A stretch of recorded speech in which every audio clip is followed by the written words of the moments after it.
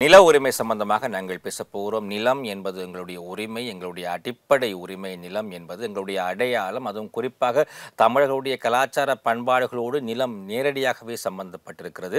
எங்களுடைய நிலத்தை இன்னொருவர் அபகரிக்க முடியுமா, அல்லது இன்னொருவருடைய நிலத்தை நான் அபகரிக்க முடியுமா, அல்லது அரசாங்கம் என்னுடைய நிலத்தை அபகரித்தால் நான் என்ன செய்வது? அரசாங்கத்துக்கு அந்த தைரியம் இருக்கிறதா, அந்த உரிமை இருக்கிறதா? அரசாங்கத்துக்கு ஒரு தனியாருடைய காணியை அபகரித்தால் நான் என்ன செய்வது? இவையெல்லாம் எங்களுக்கு வருகின்ற ஒரு கேள்வி. பல சந்தர்ப்பங்களிலே அறியாமையே நாங்கள் இந்த இடத்திலே தோல்வி உறுவதற்கு காரணமாக அமைகிறது. இன்றைய நிகழ்ச்சி அந்த அறியாமை அகற்றுகின்றதுக்கான ஒரு வழி செய்கின்ற ஒரு நிகழ்ச்சியாக அமையப்போகிறது. எங்களோடு சட்டத்தரணி கணேசராஜன் அவர்கள் இணைந்திருக்கிறார். வணக்கம். வணக்கம். நில உரிமை என்பது எங்களுடைய அடையாளம், எங்களுடைய அடிப்படை உரிமை. என்னுடையதை இன்னொருவர் கையகப்படுத்த முடியாது என்பதிலே நாங்கள் அதிலே ஒரு நம்பிக்கை எங்களுக்கு வந்தால்தான் இந்த உலகத்திலே வாழ்வதிலே ஒரு நம்பிக்கை எங்களுக்கு வரும். அடிப்படையிலே எங்களுடைய தனியாருடைய காணிகளை அரசாங்கம் கையகப்படுத்த முடியுமா? கையகப்படுத்த முடியுமாக இருந்தால் என்னென்ன சந்தர்ப்பத்திலே கையகப்படுத்த முடியும்? என்ன வழிமுறைகளை அரசாங்கம் கையாள வேண்டும்? காணிகளை பொறுத்தளவிலே நாங்கள் முதன்மையாக 2 பிரிவுகளாக பிரிக்கலாம். ஒன்று தனியார் காணி, மற்றது அரச காணி. நீங்கள் கேட்ட கேள்வி நேரடியாகவே தனியார் காணிகளுடன் தொடர்புடையது. தனியார் காணிகளை பொறுத்தளவிலே அது தொடர்ந்தேச்சியாக தனி நபர் அல்லது நிறுவனங்கள் அல்லது அமைப்புகள் அல்லது ஸ்தாபனங்களுடைய பெயர்களிலே பதியப்பட்டு தொடர்ந்தேச்சியாக உரித்து வருகின்ற காணி. அந்த காணிகளை பொறுத்தளவிலே அது அரசாங்கம் கையகப்படுத்த முடியுமா என்ற வினாவுக்கான பதில் ஆம். ஆனால் அதற்கு நிபந்தனைகள் இருக்கிறது. அதில் 2 வகையிலே அரசாங்கம் கையகப்படுத்தலாம். ஒன்று, காணி சுவீகரிப்பு சட்டம் என்று ஒன்று இருக்கிறது. அது ஆங்கிலத்திலே லேண்ட் அக்யூசிஷன் ஆக்ட் என்று சொல்லுவார்கள். அவ்வாறு அந்த காணிகளை சுவீகரிக்கிற பொழுது அது பொது தேவைக்காக சுவீகரிக்கப்பட வேண்டும். ஆங்கிலத்திலே அல்லது சட்டத்திலே அது குறிப்பிடப்படுகிறது பப்ளிக் பர்பஸ். நீதிமன்றங்களும் கூட இந்த பப்ளிக் பர்பஸ் என்ன என்று மிகவும் தெளிவாக குறிப்பிட்டிருக்கின்றன. எந்தெந்த விடயங்கள், குறிப்பாக நான் உதாரணமாக ஒரு பாடசாலை அல்லது ஒரு விளையாட்டு மைதானம் அல்லது நாங்கள் பேருந்து நிலையம், இவையெல்லாம் நாங்கள் பொது தேவை என்று நாங்கள் கருதலாம். மட்டுமல்ல, சட்டத்தின் அடிப்படையிலே பொது தேவையாக கருதக்கூடிய விடயங்கள். ஆனால் அது பிரதேசத்துக்கு பிரதேசம் மாறுபடலாம். அந்த பிரதேசத்திலே இருக்கிற மக்களுடைய தேவைகளை பொறுத்தும் மாறுபடலாம்.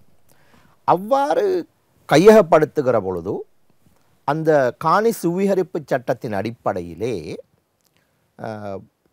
அதிலே பிரிவு செக்ஷன் என்று சொல்வார்கள். பிரிவு 2, பிரிவு 5, பிரிவு 7, பிரிவு 10, பிரிவு 17. இந்த பிரிவுகள் மிகவும் முக்கியமான பிரிவுகள். ஒரு அரசாங்கம் என்று சொல்வதை விட அரசு என்று தான் சொல்ல வேண்டும். ஏன்னா அரசாங்கம் காலத்துக்கு காலம் வேணும். அரசு ஒரு காணியை கையகப்படுத்த பொழுதிலே முதலாவதாக அவர்கள் அறிவித்தல் வழங்க வேண்டும்.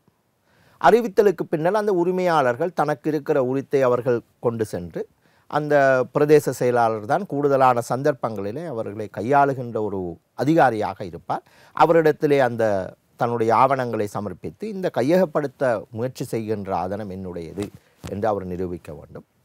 அடுத்ததாக அந்த கையகப்படுத்தப்படுகின்ற அல்லது கையகப்படுத்துவதற்கு ஆலோசிக்கப்பட்டிருக்கிற காணியினுடைய பெறுமதி, அதிலே காணப்படுகிற கட்டிடங்கள், மரங்கள் அனைத்தையும் அவர்கள் விலை மதிப்பு செய்து இவ்வளவு பணம் எங்களுக்கு நட்டையீடாக தர வேண்டும் என்றும் அவர்கள் கோரிக்கை வழங்கலாம். அதன் பின்னர் அந்த சட்டத்திலே குறிப்பிடப்பட்டிருக்கிறது அந்த நட்டையீடு எவ்வாறு கணக்கிடப்படுகிறது. அதன் பின்னர் அரச விலைமதிப்பாளர் விலைமதிப்பூட்டு திணைக்களத்தினூடாக அதனை விலைமதிப்பு செய்து பிரதேச செயலாளர் சொல்வார், இந்த காணியிலே அமைந்திருக்கிற இந்த அசையா சொத்துக்களுக்கு இவ்வளவு மதிப்பு தான் தரலாம்.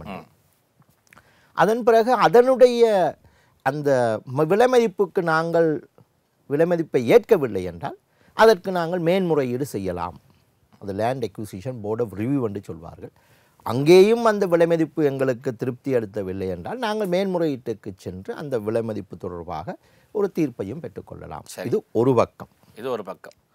இரண்டாவது பக்கம், அந்த காணி சுவீகரிப்பு ஒரு உண்மையிலேயே ஒரு பொது தேவை அல்லாமல் இருக்கிற பட்சத்திலோ அல்லது வேறு அரசியல் நோக்கங்களுக்காக செய்கிறவர்களோ அல்லது சில அரசியல்வாதிகளுடைய சொந்த தேவைகளுக்காக செய்யப்படுகிற பொழுதோ அல்லது ஒரு பழிவாங்கு நிமித்தமாக செய்யப்படுகிற பொழுதோ அல்லது வன்மை எண்ணத்துடன் செய்யப்படுகிற பொழுதோ நீங்கள் நீதிமன்றத்துக்கு சென்று மேன்முறையீட்டு நீதிமன்றத்துக்கும் செல்லக்கூடிய வாய்ப்பு இருக்கிறது. அதே நேரம் உயர் நீதிமன்றத்துக்கும் சென்று இது குறித்த சுவீகரிப்பு உண்மையிலேயே பொது தேவைக்குரிய சுவீகரிப்பு அல்ல, இது வேறு காரணங்களுக்காக, நான் குறிப்பிட்ட அந்த காரணங்களில் ஒன்றாகவும் இருக்கலாம், வேறு காரணமாகவும் இருக்கலாம், அதன் அடிப்படையிலே அமைகிற ஒரு சுவீகரிப்பாக இருக்கிறது, எனவே இந்த சுவீகரிப்பை நீங்கள் ரத்து செய்யுங்கள் என்று கேட்கலாம். அவ்வாறு நாங்கள் அந்த நீதிமன்றத்தை திருப்திப்படுத்துகிற பொழுது அந்த சுவீகரிப்பு சட்டரீதியற்ற சுவீகரிப்பு என்று நீதிமன்றங்கள் தீர்ப்பு வழங்கலாம், வழங்கியும் இருக்கிறது. ஆகவே இந்த நடைமுறை எல்லாம் நடந்து முடியும் வரை அந்த காணியை அரசாங்கத்தினால் சுவீகரிப்பு செய்ய முடியுமா முடியாதா? இரண்டு விடயம். இந்த சுவீகரிப்பு அறிவித்தல் வழங்கிய பின்னர் அந்த காணியினுடைய ஆட்சி அந்த உரிமையாளர்களிடம்தான் இருக்கும். சுவீகரிப்பு என்பது ஒரு படிமுறை, ஒரு நாங்கள் சொல்லுவோம் ப்ரொசீடியர் என்று.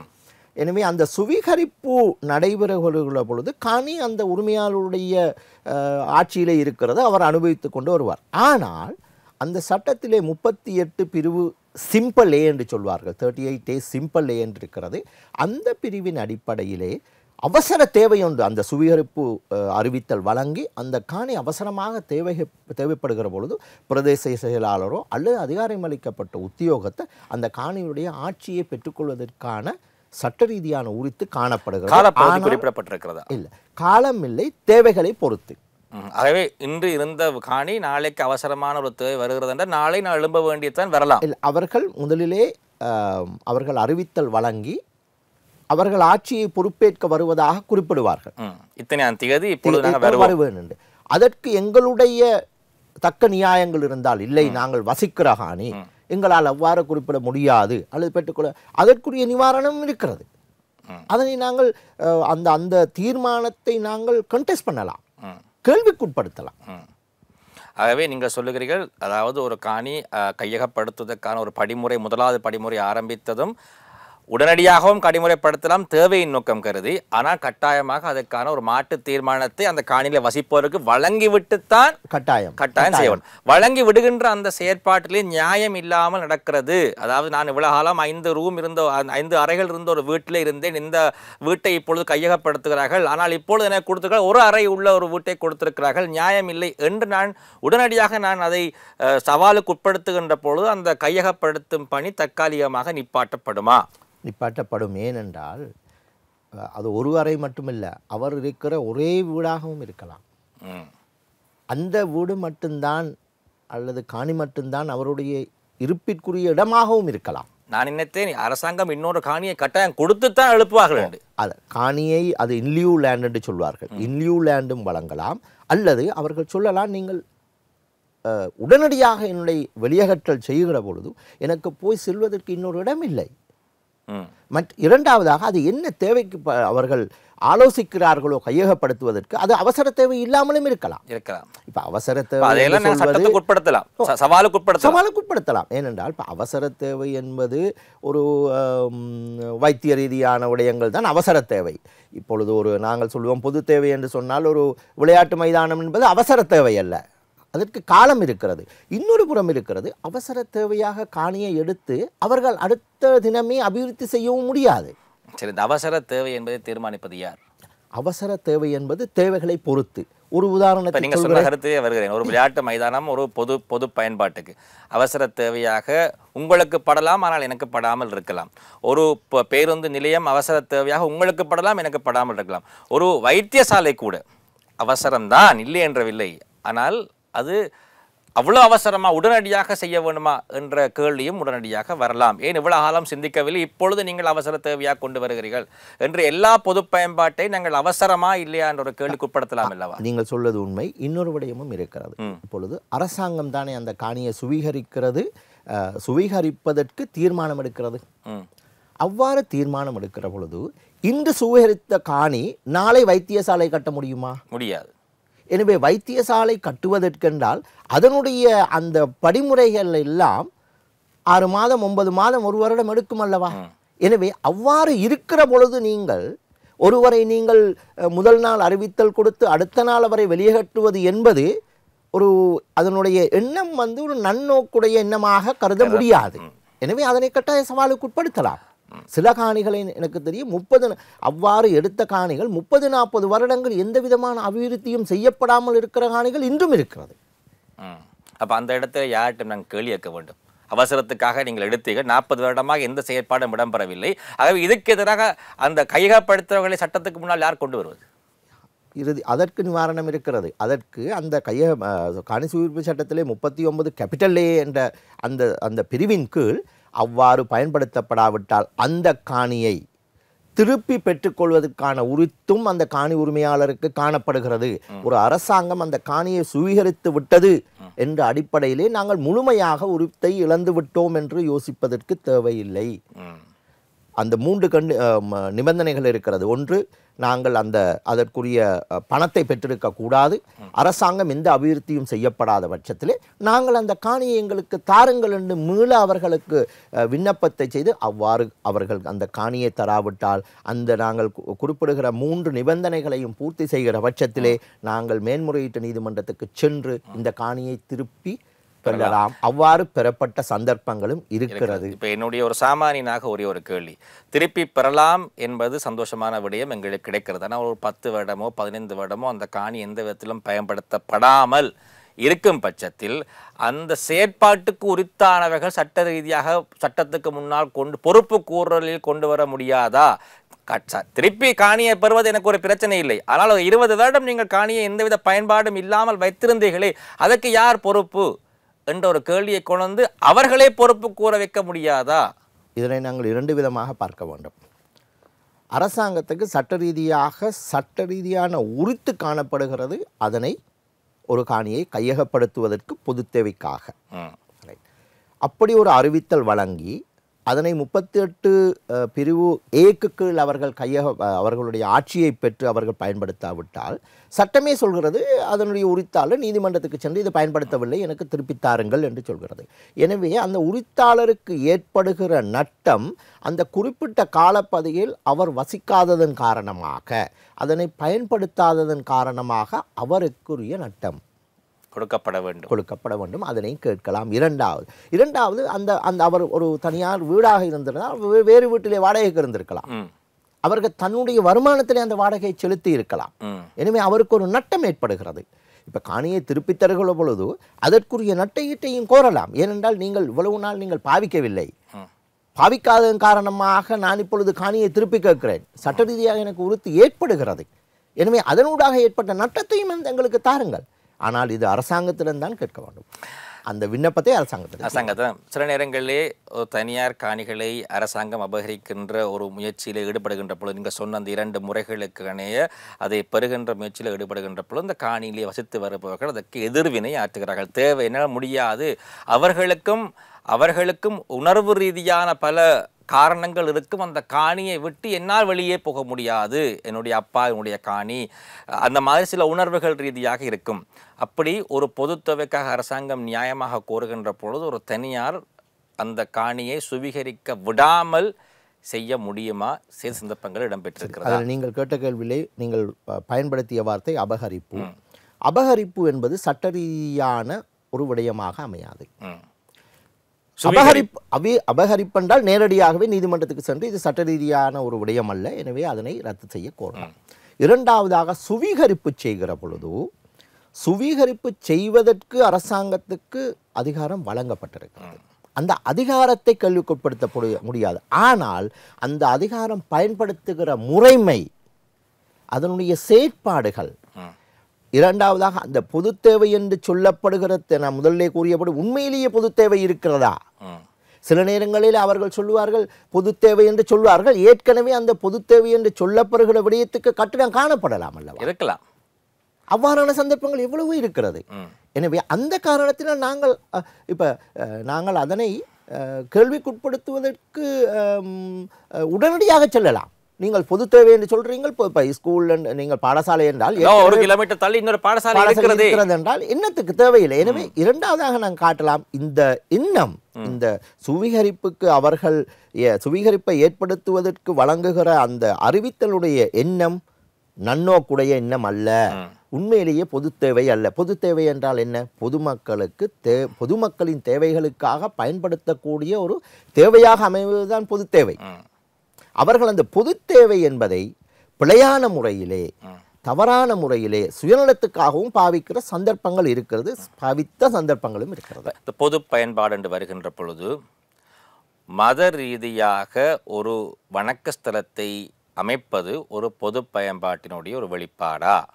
ஆகவே ஒரு தனியாருடைய காணி மத ரீதியான ஒரு வணக்க ஸ்தலத்தை அமைப்பதற்கு பயன்படுத்தப்படுமாக இருந்தால், அதுவும் உரிமையாளருடைய அனுமதியோடு ஒன்று, அனுமதி இல்லாமல் ஒன்று, இப்படி நடந்தால் என்ன செய்வது? அதனை இப்படித்தான் பார்க்க வேண்டும். இப்போ காணி சுவீகரிப்புக்குரிய அறிவித்தல் காணி சுவீகரிப்பு சட்டத்திலே வழங்கப்படுகிற பொழுது அதில் பப்ளிக் பர்பஸ் என்று தான் கூடுதலான சந்தர்ப்பத்திலே சொல்லுவார்கள், அதனுடைய தேவையை சொல்ல மாட்டார்கள். பப்ளிக் பர்பஸ் என்பது வரைவிலக்கணப்படுத்தப்பட்டிருக்கிறது. அது பொதுமக்களினுடைய தேவை, அதான் பொது தேவை என்று சொல்வது. அந்த பொது தேவை என்று சொல்லுகிற பொழுது ஒரு பிரதேசத்திலே ஒரு காணியை சுவீகரிக்கிற பொழுது அந்த பொது தேவை அந்த பிரதேசத்தினுடைய ஒரு தேவையாக இருக்க வேண்டும். இப்போ நாங்கள் மாத்தறை மாவட்டத்திலே காணப்படுகிற ஒரு பொது தேவைக்காக நாங்கள் கிளிநொச்சியிலே ஒரு காணியை சுவீகரிக்க முடியாது. ஏன்னா பொது தேவை அந்த பிரதேசத்தினுடைய தேவை.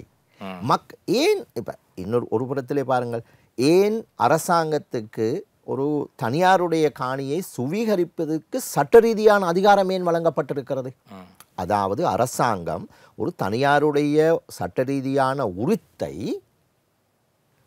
மீறி கையகப்படுத்துகிறது, ஆனால் அதற்கு பணம் வழங்குகிறது, இல்லை என்று சொல்வதற்கு இல்லை. எனவே அதற்குத்தான் அந்த பொது தேவை என்று குறிப்பிடுகிறது. பொது தேவை என்கிற பொழுது அந்த பிரதேசத்திலே அந்த வாழுகின்ற மக்கள் அவர்களுடைய தேவைக்காகத்தான் அது பொது தேவையாக அமைய வேண்டுமே ஒழிய வேறு காரணங்களுக்காக பொது தேவையாக அமைய முடியாது.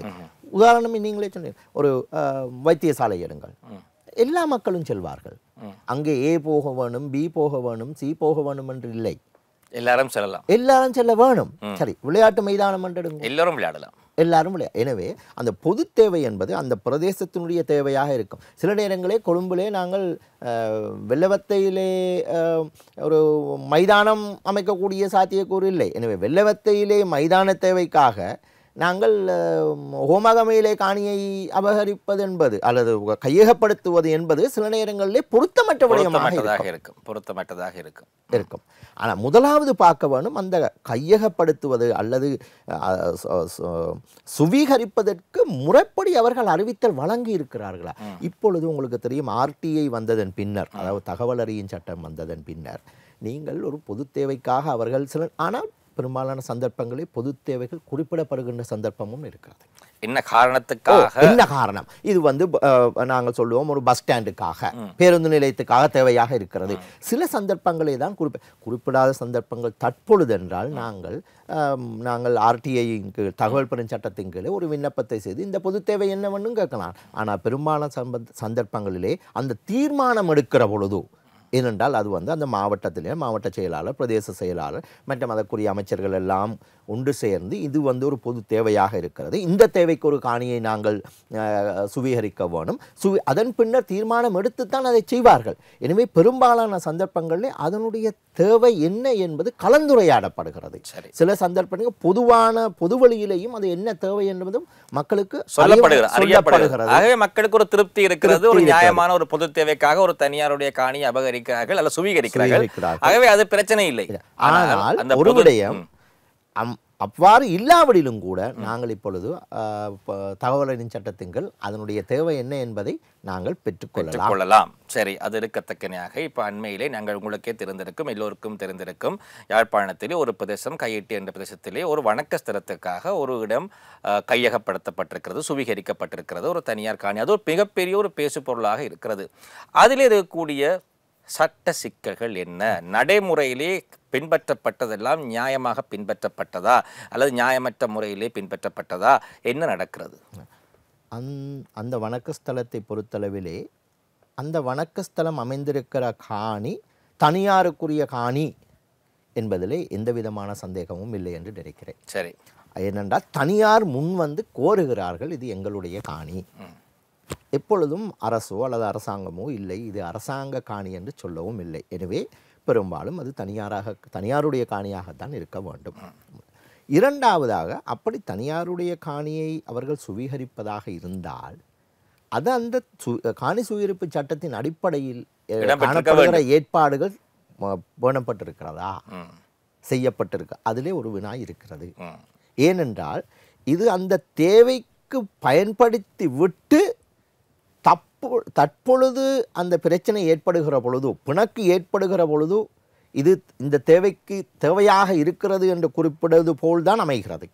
ஏனென்றால் ஆரம்பத்திலே அவ்வாறு ஒரு எண்ணம் இருந்திருந்தால் இந்த தேவைக்காக பயன்படுத்தப் போகிறோம் என்று அந்த தேவையை குறிப்பிட்டு அவர்கள் அறிவித்தல் வழங்கியிருக்கலாம், அந்த உரிமையாளர்களுக்கு தெரிவித்திருக்கலாம். அப்பான சந்தர்ப்பங்களை அவர்கள் அதற்குரிய நடவடிக்கைகளை எடுத்திருக்கலாம். எனவே அதில் ஒரு வினா இருக்கிறது. அந்த காணி சுவீகரிப்பு சட்ட ஏற்பாடுகளுடைய அந்த ப்ரொசீடியர் என்று சொல்வார்கள், பேணப்பட்டதா என்ற முதல் பிரச்சனை இருக்கிறது. அது ஒரு விடயம். அப்படி இல்லாவிட்டால் அது முறையாக சுவீகரிக்கப்பட்ட ஒரு காணியாக இருக்க முடியாது. அந்த முறையே சரியாக பின்பற்றவில்லை. அப்படி அது நோக்கமும், அதாவது இதை விடுவோம், பொதுவாக ஒரு வணக்கஸ்தலம் கட்டுவதற்காக எந்த இடத்திலும் ஒரு காணி சுவீகரிக்க முடியுமா? அது ஒரு பொது பயன்பாட்டுக்கு வர முடியுமா? அதுதான் நான் உங்களுக்கு தெரிந்தேன். அந்த பொது பயன்பாடு, அதாவது பொது தேவை என்று சொல்வார்கள், அதாவது பப்ளிக் பர்பஸ், ஆங்கிலத்திலே அவர்கள் சொல்கிறார் பப்ளிக் பர்பஸ். பப்ளிக் பர்பஸ் என்பது எந்த பிரதேசத்திலே அந்த காணி சுவீகரிக்கப்படுகிறதோ அந்த பிரதேசத்தினுடைய ஒரு மக்களுடைய தேவையாக இருக்கிறதா என்பதுதான் பொது தேவை என்பதிலே அமைகிறது. எனவே அவர்கள் அந்த, ஏனென்றால் அது அறிவித்தல் வழங்குகிற பொழுது அதனுடைய வெளிப்படைத்தன்மை வருகிறது. இங்கே ஏனென்றால் இங்கே அந்த அறிவித்தல் முறையாக ஆரம்பத்திலே செய்யப்படாதிருப்பதன் காரணமாக அல்லது அதனுடைய அந்த முறையாக பின்பற்றப்படாததன் காரணமாகத்தான் இந்த பிரச்சனை இவ்வளவு நீண்டு வந்திருக்கிறது. இல்லாவிடில் ஆரம்பத்திலேயே இதற்குரிய முடிவு எடுக்கப்பட்டிருக்கும். தற்பொழுது என்ன நடந்திருக்கிறது என்றால் அந்த காணியிலே ஏற்கனவே கட்டிடம் அமைக்கப்பட்டுள்ள நிலையிலே இப்பொழுது உரிமையாளர்களை காணியை கோருகிறார்கள். ஆனால் அதிலே பாவித்து கொண்டிருக்கவர்களுக்கு அந்த காணியை வழங்க முடியாது. ஏனென்றால் ஏற்கனவே கட்டிடம் கட்டப்பட்டு விட்டது. கட்டி கொண்டிருக்கின்ற கேட்டார்கள். எனவே கட்டி கொண்டிருக்கின்ற செயற்பாடு நிறுத்தப்படவில்லை. எனவே அவ்வாறான சந்தர்ப்பங்களில் இப்பொழுது காணி உரிமையாளர்கள் கேட்கிறார்கள், அவர்கள் அந்த காணியை கொடுக்கக்கூடிய நிலையிலே இல்லை. ஏனென்றால் அவர்கள் ஏற்கனவே ஆரம்பித்து விட்டார்கள், கட்டி கொண்டிருந்திருக்கிறார்கள். இப்பொழுது கட்டி ஆல்மோஸ்ட் அவர்கள் முடித்து விட்டார்கள். எனவே சட்டத்தின் அடிப்படையிலே பார்க்கிற பொழுது இது ஒரு முறையான சுவீகரிப்பா? அவ்வாறு இல்லாவிடில், முறையான சுவீகரிப்பு முறைமை பின்பற்றப்படாவிட்டால் அவ்வாறான சந்தர்ப்பங்களிலே அது முறையான சுவீகரிப்பு இல்லை என்று உரிமையாளர்கள் தங்களுடைய உரித்தை நீதிமன்றத்திலே நியாயப்படுத்த முடியுமா? சட்டத்தின் அடிப்படையிலே முடியும். ஏனென்றால் அவர்கள் சொல்லலாம், எங்களுக்கு அறிவித்தல் வழங்கவில்லை, என்னுடைய தனியார் காணி, எனவே அறிவித்தல் வழங்கியிருந்தால் நாங்கள் அதற்குரிய ஆட்சேபனையை தெரிவித்திருப்போம், எங்களுக்கு கம்பன்சேஷன் நட்டையீடு கொடுக்கப்படவில்லை. எனவே அவ்வாறான சந்தர்ப்பங்களை பார்க்கிற பொழுதுதான் நான் அந்த அறிவித்தல் முறையாக பின்பற்றப்படவில்லை என்பது தெளிவாக, நட்டகடு வழங்கப்படவில்லை என்பது ஒரு நல்ல எண்ணத்துக்காக, நச்சிந்தனைக்காக இது சுவீகரிக்கப்படவில்லை என்பது திட்ட தெளிவாகவே விளங்குகிற மாதிரியான ஒரு விடயங்கள் தான் இருக்கிறது.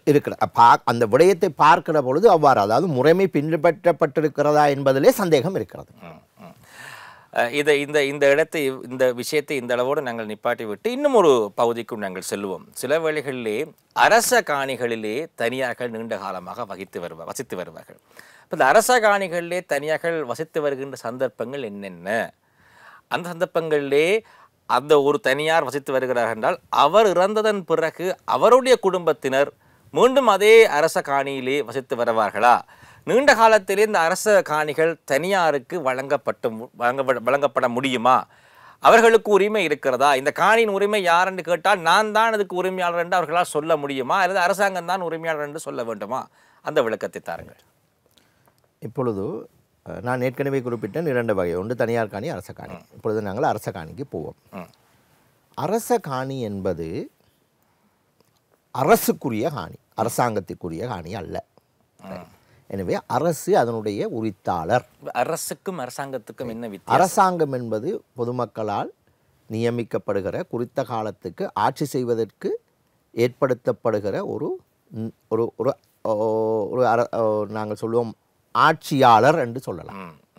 அது அரசாங்கங்கள் மாறலாம், அரசு மாறாது. சரி, எனவே அவர்கள் ஆங்கிலத்திலே சொல்வார்கள் அது ஸ்டேட் லேண்ட் என்று. அவர்கள் கவர்மெண்ட் லேண்ட் என்று சொல்வதில்லை. சட்டம் சொல்கிறது ஸ்டேட் லேண்ட், அரசுக்குரிய காணி. அரசுக்குரிய காணி அது அரசுக்குரியது. அரசுக்குரிய காணி ஏன் தனியாருக்கு வர வேணும் என்று சொன்னால் அதில் 2 வகை இருக்கிறது. ஒன்று ஐக்கிய நாடுகள் சபையிலேயும் பிரகடனம் இருக்கிறது. எல்லோருக்கும் இருப்பிடம் வழங்கப்பட வேண்டும், ஷெல்டர் இருக்க வேண்டும். அவர்களுக்கு அவர்கள் இருப்பிடம் இல்லாமல் இருக்கக்கூடாது. இலங்கை அரசியலமைப்பு சட்டத்திலும் காணப்படுகிறது. அதன் அடிப்படையிலே தான் அரசாங்கத்துக்கு அதிகாரம் இருக்கிறது. அரசுக்குரிய காணியை அரசாங்கத்துக்கு அதிகாரம் இருக்கிறது. அந்த ஆட்சியில் இருக்கிற அரசுக்குரிய காணியை அந்த தேவைகளுக்காக பகிர்ந்தளிப்பதற்கு.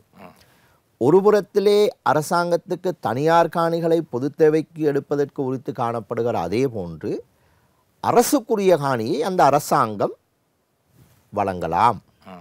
வழங்குகிற பொழுது அரசாக செயற்படுகிறது. அது ஸ்டேட் லேண்டை அந்த ஜனாதிபதியோ அல்லது அதுக்குரிய அதிகாரிகளோ வழங்குவார்கள். அதனை வழங்க வேண்டிய தேவையை நான் குறிப்பிட்டேன். ஒன்று, எல்லோருக்கும் இருப்பிடம் காணி வழங்கப்பட வேணும் என்ற ஒரு தேவை இருக்கிறது. ஒருவரும் இருப்பிடம் இல்லாமல் இருக்கக்கூடாது என்பது ஐக்கிய நாடு சபை மற்றும் இலங்கை அரசியலமைப்பில் அங்கீகரிக்கப்பட்ட விடயம்.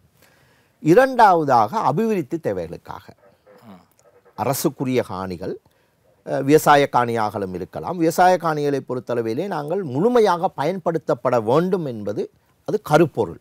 அதனை வீணடிக்கக்கூடாது. வயல் காணியாக இருக்கலாம் அல்லது வேறு விவசாய காணிகளை நாங்கள் வீணடிக்கக்கூடாது என அது பயன்பெறும் நிலங்கள்.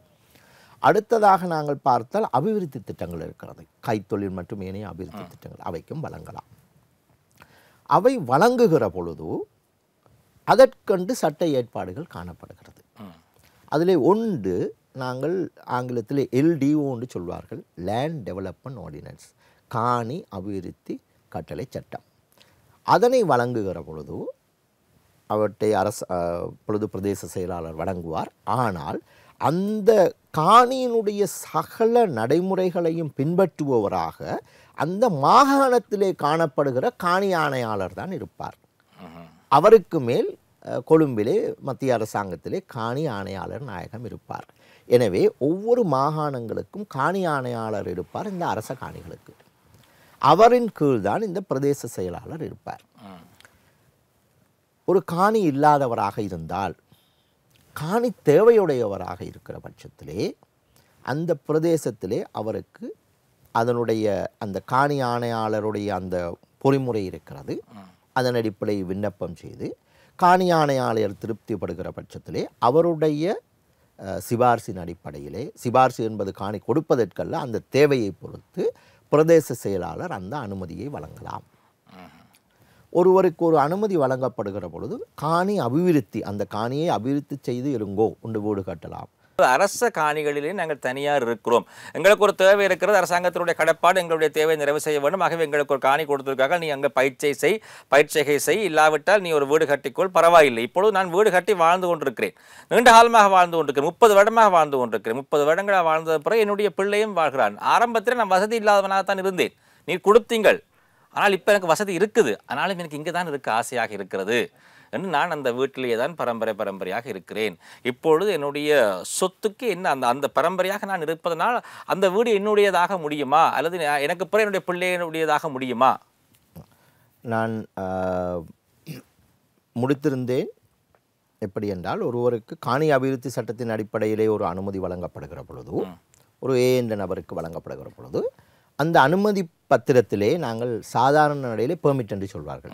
பெர்மிட்டிலே 2வது பக்கத்திலே குறிப்பிடப்பட்டிருக்கும் இது 1 வருடத்துக்கா 2 வருடத்துக்கா 3 வருடத்துக்கா என்று. ஏ என்பவருக்கு வழங்கப்படுகிறது என்று வைப்போம்.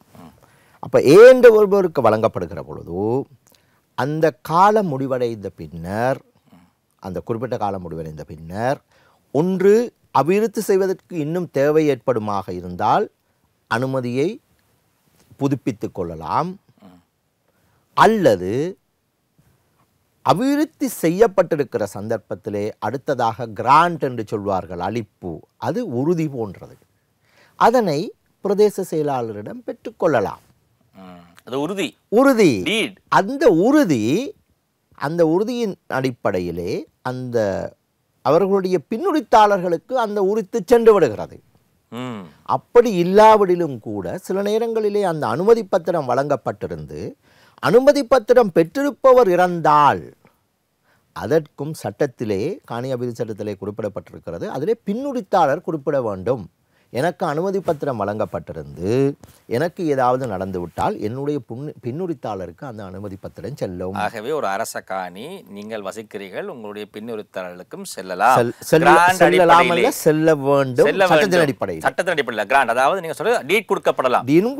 அதாவது இது என்ன, இதுல ஒரு கேட்பார்கள், நாங்கள் சொந்த காணியே வேண்டாமல் இருக்கிறோம், எங்கள் சொந்த நிலமே வேண்டாமல் இருக்கிறோம், அரச காணியிலே வீட்டை கட்டி ஒரு 10 வருடத்திலே மிகப்பெரிய செல்வந்தர் ஆகி அப்புறம் அந்த காணியை தன்னுடைய வசப்படுத்தி தன்னுடைய பிள்ளைகளுக்கு, தன்னுடைய பிற பிள்ளைகளுக்கு அதை சீதனமாக கூட எழுதி கொடுக்கக்கூடிய வாய்ப்புகள் எல்லாம் இருக்கிறது. ஆனால் அதில் எங்கே தப்பு நடக்கிறது என்றால், இப்பொழுது நாங்கள் ஒரு 2-3 மாதமாக சில கருத்தரங்களை செய்து வருகிறோம் திருகோணமலை, மட்டக்களப்பு மாவட்டங்களிலே. அவர்கள் அனுமதி பத்திரத்தை பெற்றவுடன் அவர்கள் அனுமதி பத்திரத்தை பெற்று ஒரு பக்கத்திலே வைத்து விடுவார்கள். அந்த அனுமதி பத்திரத்திலே குறிப்பிடப்பட்டிருக்கிற கால எல்லை பற்றியோ அதனை திரும்ப ஒரு அளிப்பாக பெற்றுக்கொள்வது பற்றியோ நடவடிக்கைகள் எடுப்பதில்லை. அதற்கு நான் ஒரு உதாரணம் அவர்களுக்கு சொல்லியிருந்தேன். நீங்கள் ஒரு காணியை பணம் கொடுத்து வாங்கினால் நீங்கள் என்ன செய்வீர்கள்? உறுதியை எடுத்து லெமினேட் பண்ணி வடிவாக வீட்டிலே வைத்துக்கொள்வீர்கள். அதே போன்று அரசாங்கத்தினால் இலவசமாக வழங்கப்படுகிறதையும் அப்படியே வைத்துக்கொள்ளுங்கள். ஏனென்றால் அதனுடைய உரித்தும் உங்களுக்கு வருகிறது. அனுமதி வழங்கப்படுகிறது, அளிப்பு வருகிறது, எனவே உறுதி வருகிறது. அதே போன்று இதனையும் நீங்கள் கருத்தில் கொண்டு நடவடிக்கை எடுத்தால் உறுத்து வருகிறது. ஏனென்றால் அப்படி நீங்கள் அந்த அனுமதி பத்திரத்தின் அடிப்படையிலே அபிவிருத்தி செய்யாத பட்சத்திலோ அல்லது அந்த காணியை நீங்கள் கைவிட்டிருந்தால் பிரதேச செயலாளரும் காணி ஆணையாளரும் என்ன செய்வார்? அரசாங்கம் அரச காணியை வழங்கி இருக்கிறது அபிவிருத்தி செய்வதற்காக என்ற நபருக்கு, அவர் அபிவிருத்தி செய்யவில்லை, அவருக்கு எதிராக வழக்கு முதலிலே அவர்கள் அறிவித்தல் வழங்கி உங்களுக்கு இந்த காணியை வழங்கி இருக்கிறோம், நீங்கள் அபிவிருத்தி செய்யவில்லை, எனவே இந்த காணியை திருப்பி தந்து விடுங்கள், செய்யுங்கள் சொல்ல முடியுமா? ஆனால் அவர் சொல்லலாம், சில சந்தர்ப்பங்களிலே நீங்கள் அபிவிருத்தி செய்வதற்கு தந்தீர்கள், நான் போர் காரணமாக அந்த பிரதேசத்தில் இருக்கவில்லை, தற்பொழுதுதான் வந்திருக்கிறேன், எனவே அனுமதியை நீங்கள் தாருங்கள் கேட்கலாம். ஏனென்றால் அவருக்கு ஆரம்பத்திலே அனுமதி வழங்கப்பட்டிருக்கிறது. சில சந்தர்ப்பங்களிலே அவ்வாறு அனுமதி பத்திரங்கள் வழங்கப்பட்டு புதுப்பிக்காமல் இருந்தாலோ அல்லது அவர் அபிவிருத்தி செய்த பிறகு அளிப்பு வழங்கப்படாமல் விட்டால் நீதிமன்றத்திலே சென்று அதனை பெற்றுக்கொள்வதற்கான உரித்தும் காணப்படுகிறது. ஏனென்றால் அவர் அபிவிருத்தி செய்வதற்கான அவரிடம் சாட்சியம் இருக்கும், வீடு கட்டியிருப்பார், விவசாயம் செய்திருப்பார், எனவே அதனை உரித்தை பெற்றுக்கொள்ளலாம். சரி சட்டத்தரணிவர்களே, சரி இப்போ அரசாங்கம் ஒரு காணியை எதுக்காக கொடுக்கிறது? ஒருவருக்கும் வசதி இல்லை. இப்போ நீங்கள் அந்த காணியிலே ஏதாவது அபிவிருத்தி செயற்பாடு செய்கிறது என்று நீங்கள் பார்த்தீர்கள், அதிலே சில வழிகளில் விவசாயம் செய்யலாம், வேறு ஏதாவது பயன்பாட்டுக்கு பயன்படுத்தப்படலாம். ஒரு வீடு கட்டியிருந்தால் தன்னுடைய சொந்த தேவைக்காக அவர் வாழ்வாதாரத்துக்காக அவர் கட்டியிருக்கிறார், அந்த வீட்டை கொஞ்சம் கொஞ்சமாக வளர்ச்சியடைய செய்கிறார், அழகாக கொண்டு வருகிறார், அதில் 2 வாகனங்கள் கூட நிப்பாட்டக்கூடிய வாய்ப்புகள் வருகிறது. ஆகவே இவர் செல்வந்தராகி விட்டார். மீண்டும் இவர் தன்னுடைய அந்த அரசாங்க காணியை இன்னொருவருக்கு கொடுப்பது என்பது இதில் என்ன நியாயம் இருக்கிறது என்று ஒரு சாமானியன் கேட்க தோன்றும். ஏனென்றால் அரசாங்கம் உதவி கொடுத்தது, அது அரசாங்க காணி என்றால் அது மக்களுடைய வரிப்பணத்திலே வேண்டப்பட்ட காணிகள், சரிதானே? ஆகவே நீங்கள் சொத்துக்கள் அதிகமாக இருக்கிறவர்களுக்கே திருப்பியும் அதை அடுத்தடுத்த பரம்பரை கொண்டு போவதற்கு இப்படி வழி செய்ய முடியும் என்று கேட்கிறார்கள். அதனை நான் இப்படித்தான் பார்க்க வேண்டும். அரசாங்கம் ஒரு ஆவணம் கொடுக்கிற பொழுது, பெர்மிட் அல்லது அனுமதி பத்திரம் வழங்குற பொழுது உங்களுக்கு ஒரு குறிப்பிட்ட ஆண்டுகளுக்கு கொடுத்து நீங்கள் அபிவிருத்தி செய்த பின்னர் நீங்கள் அளிப்பு டீட் பெறலாம் அல்லவா? டீட் பெற்றவுடன் அந்த காணி அதிலே அமைந்திருக்கிற வீடு கட்டிடம் எல்லாம் அவருக்கு உரித்தாகி விடுகிறது. அதுக்குமே அது அரசாங்க காணி அல்ல அல்ல. ஏனால் அவர் அபிவிருத்தி செய்தவுடன் அவருக்கு அளிப்பு கிராண்ட் வழங்கப்படுகிறது. ஆனால் அவருடைய காணிதான். ஆனால் சில சந்தர்ப்பங்களிலே பிரதேச செயலாளரிடம் சம்மதம் அது வந்து ப்ரொசீடியர், அது வந்து கட்டாயமாக பெற வேண்டும் தான். ஆனால் அதன் அடிப்படையில் அந்த உரித்தை அரசாங்கம் மீண்டும் ரத்து செய்ய முடியாது, அபிவிருத்தி செய்யாவிட்டாலே ஒழிய. ஆனால் அபிவிருத்தி செய்யாமல் காணியை நாங்கள் வேறு நபர்களுக்கு குத்தகைக்கு கொடுத்தால் அல்லது கைவிட்டால் அரசாங்கம் மீள பெற்றுக்கொள்வதற்கு உரித்து காணப்படுகிறது. ஆகவே அரசாங்க காணிகளை பெற்று ஒரு அபிவிருத்தி செயற்பாட்டை நியாயமாக செய்து கொண்டு வந்தவர்களுக்கு மீண்டும் அந்த அரசாங்க காணி அவர்களுடைய காணி தான். அதற்கு பிறகு இந்த அரசாங்க காணி என்று நாங்கள் சொல்ல அரசாங்கம் வராது. அவர்களுடைய முறையாக அதனை பின்பற்றி ஆவணங்களை பெற்றிருக்கும் பட்சத்தில் அரசாங்கம் மீண்டும் எடுக்க முடியாது. அதுக்கு பிறகு தனியார் காணியாக மாறுகிறது தானே? தனியார் காணி அல்ல, அரசாங்கத்தினால் தனியாருக்கு வழங்கப்பட்ட காணியாக வருகிறது. அதுல என்ன ஒரு தனியாருக்கு ஒரு காணி இருக்கிறதுக்கும் அரசாங்கத்தால் வழங்கப்பட்ட காணிக்கும் என்ன வித்தியாசத்தை நாங்கள் பார்க்கலாம்? தனியார் காணியை பொறுத்தளவிலே ஆரம்பத்திலிருந்தே அதனுடைய உரித்தாளர் ஒரு தனியாராக இருப்பார். இது அரசாங்கத்திடம் இருந்து ஆரம்பத்திலே ஒரு ஆவணம் மூலமாக வந்து அந்த ஹிஸ்டரி என்று வரலாறு அப்படி இருக்கு. வரலாறு மட்டும் அதுல வேற ஏதாவது எதிர்காலத்திலே சவாலுக்கு உட்படுத்தக்கூடிய விடயங்கள் இருக்கிறதா? இல்ல, சவாலுக்கு உட்படுத்த முடியாது. ஆனால் பெர்மிட் அனுமதி பத்திரத்தின் மூலம் மட்டும் இருந்தால் அங்கே சவாலுக்கு உட்படுத்தலாம். ஏனென்றால் இப்பொழுது ஒருவர் அனுமதி பத்திரம் வைத்து கொண்டிருந்து அவர் இறந்து விட்டார் என்று வைங்கோ. அதே நேரம் நீங்கள் ஒரு தனியார் காணியை வைத்துக்கொண்டு ஒரு இறந்து விட்டார் என்று வைங்கோ. அவர் இறக்கிற பட்சத்திலே சட்ட ரீதியாக அவர்களுடைய பிள்ளைகளுக்கு செல்லும் அல்லவா தனியார் காணி. தத்துவ வழக்கு போடலாம், போடாம.